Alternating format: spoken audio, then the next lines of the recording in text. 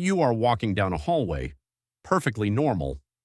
Your legs have done this exact motion roughly 4 million times since you were 11 months old, and then you notice someone up ahead is looking at you, and suddenly your body forgets how to walk.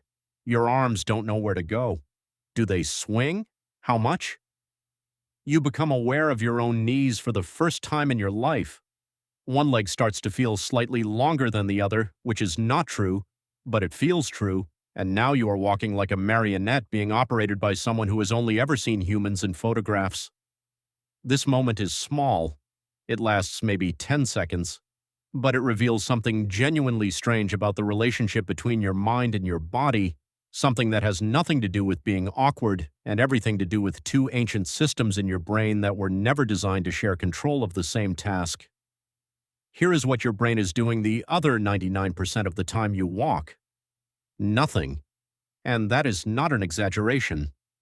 Walking is what neuroscientists call a procedural memory, stored in a part of the brain called the basal ganglia, alongside riding a bike and tying your shoes.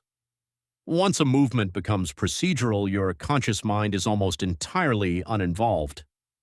The neuroscientist Daniel Wolpert, who spent his career studying how the brain controls movement, observed that the most efficient movement is the one your conscious mind never has to think about.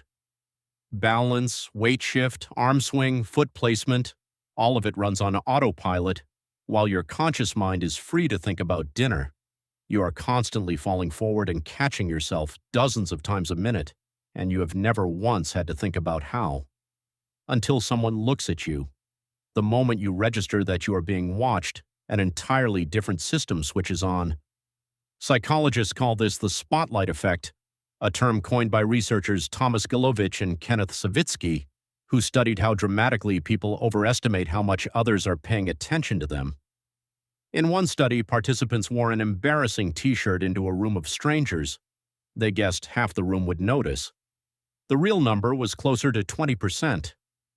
Your brain assumes you are the main character in everyone else's movie, and being watched flips on a monitoring system built for social survival, not for walking.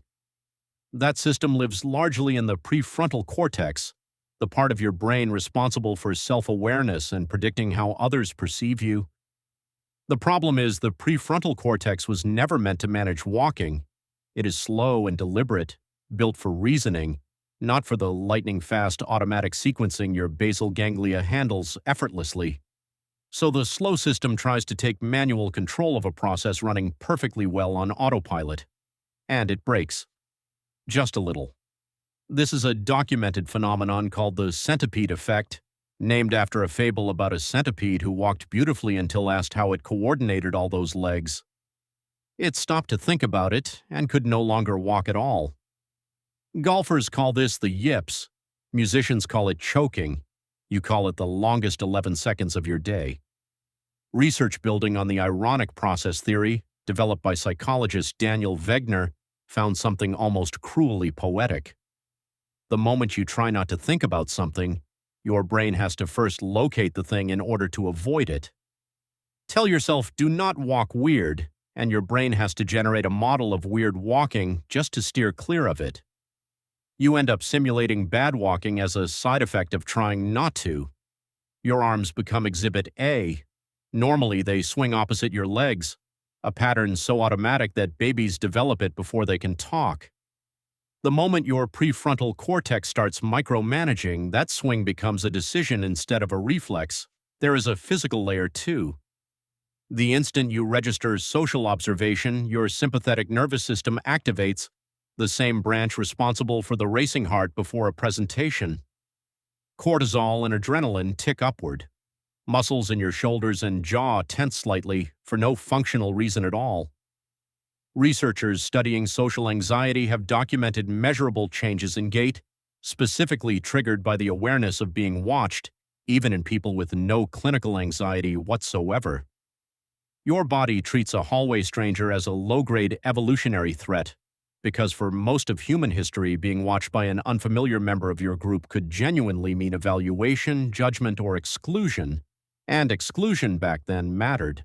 And here is the twist that makes the whole thing almost funny. The very thing you are trying to avoid, looking strange, becomes more likely the harder you try to avoid it. Studies on choking under pressure show that conscious monitoring of an automatic action reliably degrades it in sports, in music, in walking down a hallway. Natural was never something your conscious mind was in charge of. The moment it tries to be, it isn't. So the next time your gait dissolves into chaos because someone glanced your way, know what you are actually witnessing. Not clumsiness, not social failure. You are watching two ancient, powerful systems in your own brain compete in real time for control of a task that one of them was never built to touch.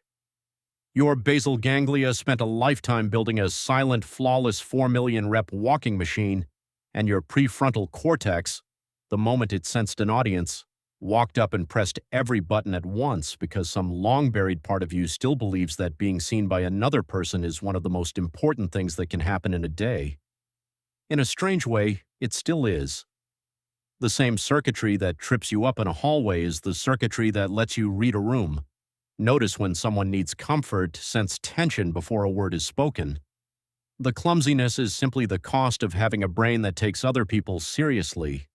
So the moment that person looks away, the system resets. You go right back to walking exactly the way you have for 20-something years, without thinking about it for a single second. Right up until the next person looks up and your brain, in its own overcautious, overcaring way, reminds you that you were never really walking alone,